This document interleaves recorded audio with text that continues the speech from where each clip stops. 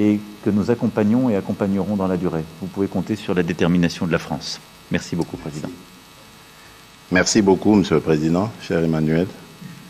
Merci d'abord pour l'accueil qui me rend un peu jaloux, parce que à Kinshasa, on n'avait pas fait pareil. Là, je crois que la France nous a battus, donc nous avons une revanche à prendre. Et donc, vous êtes cordialement à nouveau invités en République démocratique du Congo, cher ami.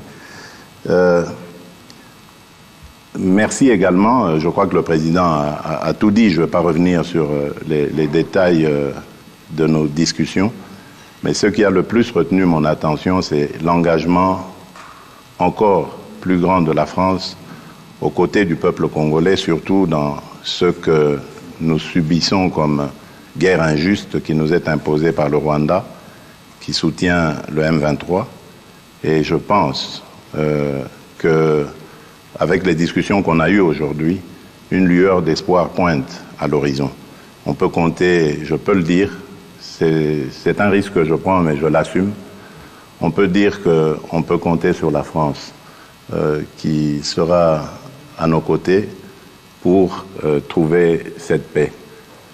Parce que de la paix dépendra maintenant beaucoup d'autres choses, notamment le développement par l'investissement des opérateurs économiques français dans tout ce qu'il y a comme opportunité à saisir en République démocratique du Congo. Ici, on a parlé des minerais critiques, mais on a également parlé des infrastructures et principalement du grand projet d'Inga, ce projet qui me tient à cœur et qui a beaucoup d'intérêt manifesté en ce moment. Et la France veut être aux premières loges pour nous accompagner dans la réalisation de ce projet. Je crois que nous avons eu une très très belle discussion et moi de mon côté je peux dire j'ai eu un excellent séjour. Avant de rencontrer le président Macron, j'ai rencontré plusieurs représentants de la classe politique française, des institutions françaises et ça s'est très très bien passé au Sénat, à l'Assemblée nationale et ce matin au ministère de la Défense. Je repars très satisfait et très optimiste quant à l'avenir des relations franco-congolaises. Que vivent d'ailleurs ces relations franco-congolaises. Monsieur le Président, encore une fois, merci. Merci.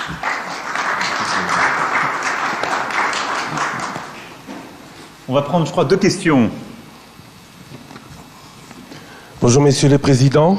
Alors, excusez-moi, mais nous, on a un train de retard. On n'a pas participé au dîner. Alors, je voudrais commencer par parler de cette guerre. Tout commence au génocide rwandais. La France a beaucoup à se reprocher. Le président Macron l'a dit et redit.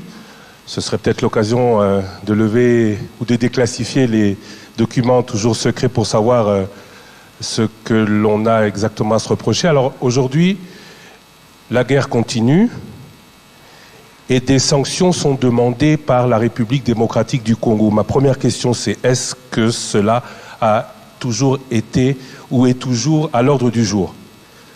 Je vous avais déjà posé la question l'année dernière, ici. Ça, c'est pour le président Macron. J'ai une question pour le président Tshisekedi. Le président Sarkozy, c'était il y a beaucoup plus longtemps, avait parlé d'exploitation commune des ressources de la sous-région. Jusqu'où n'irez-vous pas pour obtenir la paix? Est-ce que avoir cette paix, pour vous, aura aussi le prix de concession demandé par d'autres pays, et particulièrement le Rwanda? Je vous remercie. Sur les sujets, merci beaucoup pour votre question, sur les sujets mémoriels que vous avez évoqués,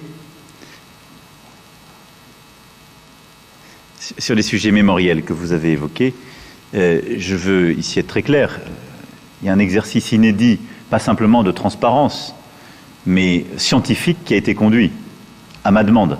j'ai mandaté le professeur Nucléaire avec toute une commission d'experts reconnus, indépendants, qui, pendant de longs mois, ont fait un travail sur la base duquel j'ai prononcé le discours de 2021, qui est le seul discours et les seuls mots qui ont autorité en la matière.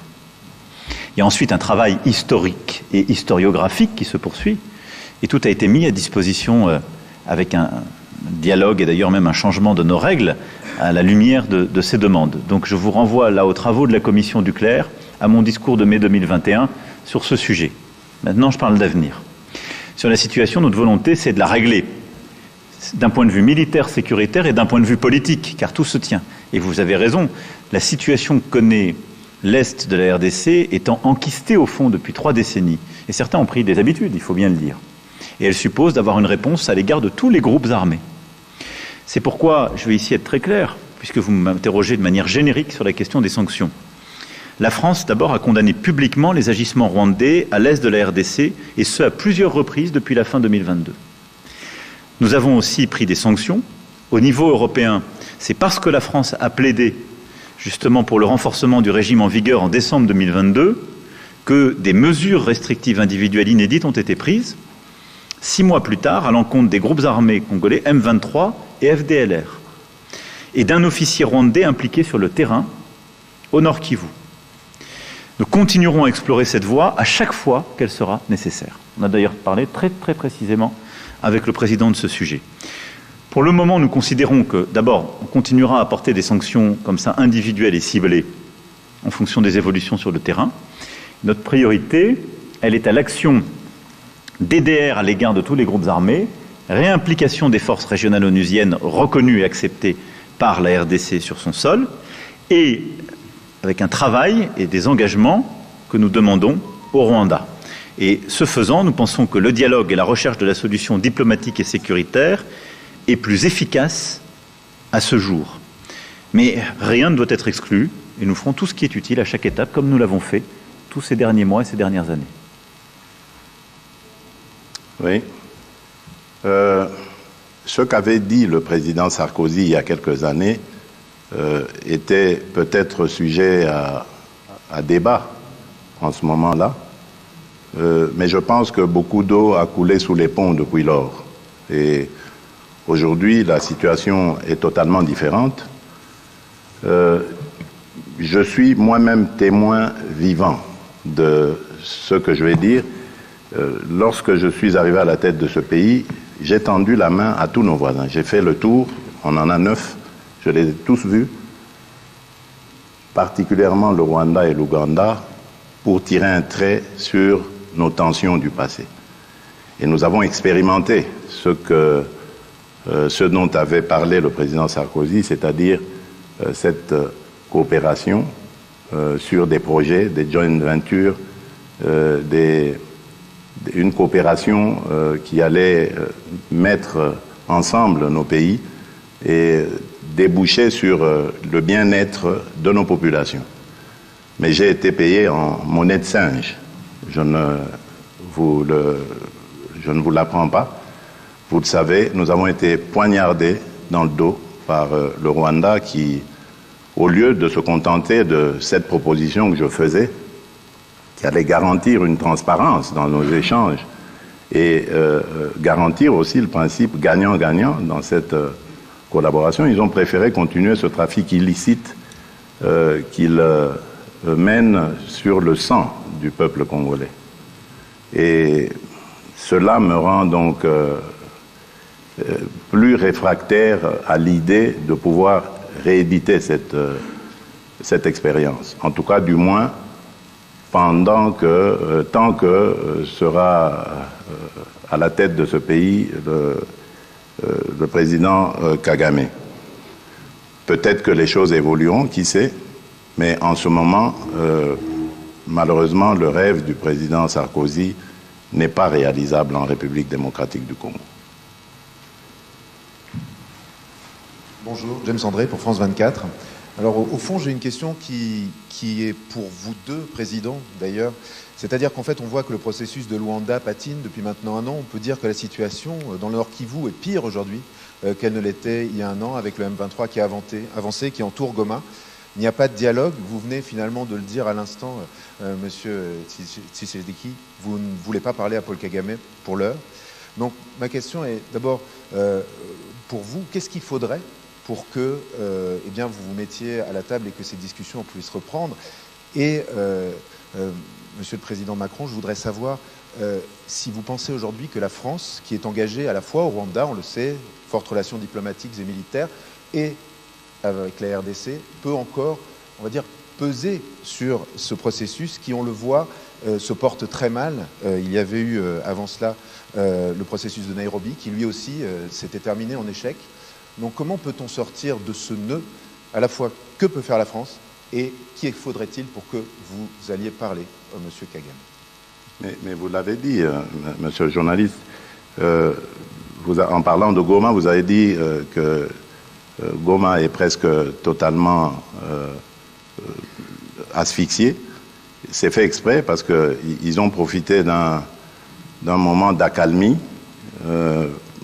moment que nous avons saisi pour donner la chance à la paix, à la demande de nos partenaires, pour avancer leurs troupes et ainsi essayer de couper la ville de Goma de tout approvisionnement, l'asphyxier et donc pouvoir la prendre. Je peux vous garantir que nous sommes en train de travailler pour que cela n'arrive pas. Et tant que cette situation sera comme elle est, ce sera impossible de parler. Vous ne pouvez pas parler avec quelqu'un qui vous maintient le couteau à la gorge. Ce n'est pas possible. Donc, vous avez compris, pour avoir l'éventualité ou la possibilité de discussion, il faut que la situation évolue. C'est-à-dire, il faut que l'armée rwandaise qui actuellement se trouve sur le sol de mon pays et non le M23, parce que le M23 c'est une coquille vide que le Rwanda brandit, il faut que l'armée rwandaise ait quitté le sol congolais. Alors à ce moment-là, oui, ce sera possible de discuter, mais discuter pour désormais s'entendre sur le fait que le Rwanda n'a plus rien à venir faire en République démocratique du Congo au niveau militaire. D'abord, je voudrais défendre quand même le travail qui est fait par l'Angola et son président. Parce que je peux toujours critiquer les processus, mais enfin, il a le mérite d'exister et il n'y a pas beaucoup de concurrents. Donc l'engagement du président Lourenço est une chance pour la sous-région et je crois vraiment pouvoir le dire pour la RDC aussi. Et il le fait avec beaucoup d'engagement, de courage et de ténacité. Et donc nous soutenons ces efforts et nous nous coordonnons très étroitement avec ce qui est fait par le président Lourenço. Ensuite, la priorité aujourd'hui, ça a été dit, c'est un processus de désarmement et de sortie du territoire des groupes armés qui n'ont rien à y faire. Alors désarmement et encadrement, si je puis m'exprimer ainsi, des FDLR, d'une part, et retrait des forces rwandaises qui sont sur le sol congolais. Ça, c'est la priorité. Puis désarmement du M23 et processus d'accompagnement. Donc la priorité, elle est là, elle est sécuritaire, c'est le plan sur lequel on a travaillé. Et donc pour moi, c'est véritablement ces premiers pas maintenant qui doivent être mis en œuvre dans un dialogue que nous allons essayer d'accompagner. Le rôle de la France est d'abord d'avoir une voix claire sur la question de la souveraineté territoriale en Afrique. Et je pense que c'est très attendu sur le continent et c'est très attendu pour la crédibilité même de notre action. Je l'ai dit, il n'y a pas de double standard. Et donc on ne peut pas dire chaque jour que la souveraineté territoriale en Europe justifie des efforts massifs et notre soutien à l'Ukraine, mais que la souveraineté territoriale de la RDC, ce serait une question secondaire. Non. Donc ça, on y tient. La deuxième chose, c'est que parce que nous parlons à toutes les parties, c'est d'essayer d'aider cette médiation. Et comme nous l'avons fait aujourd'hui, je remercie encore une fois le président qui a pris des engagements clairs sur les FDLR, qui suppose un engagement aussi très fort de la communauté internationale et des forces onusiennes, mais son poids politique est important pour ce processus. Il a du coup de la valeur vis-à-vis des Rwandais que je me fais fort de convaincre d'un retrait en parallèle de leurs forces qui n'ont rien à faire sur le sol congolais. Et si on arrive à réenclencher un tel processus, la confiance se crée. Je suis très prudent, parce que vous avez raison de rappeler que les derniers mois ont plutôt été vers un accroissement des tensions. Mais il nous faut réengager. Le rôle de la France est celui-là, c'est de le faire avec beaucoup de transparence, avec la défense de nos principes, des équilibres de la sous-région, et de le faire en lien très étroit avec les médiations régionales. Donc nous allons continuer de nous engager de bonne foi sur des principes très clairement établis dont nous avons parlé ensemble et que je vous ai exposés dans la plus grande transparence. Je pense qu'on peut y arriver, je dirais même que nous devons y arriver. La réalité, c'est celle que votre confrère évoquait juste avant, c'est que nous parlons là d'une situation qui, depuis 3 décennies, s'est installée. Et donc, nous avons raison de nous y attacher collectivement, mais ça va supposer beaucoup de courage de tout le monde et un réengagement massif à tous égards. C'est aussi pour ça que tout ce qui est fait pour reformer, recréer l'unité des forces armées en RDC et reprendre la totalité de la souveraineté du territoire est très important côté congolais. Merci beaucoup. Merci mesdames et messieurs et merci à nouveau au président. Merci Emmanuel.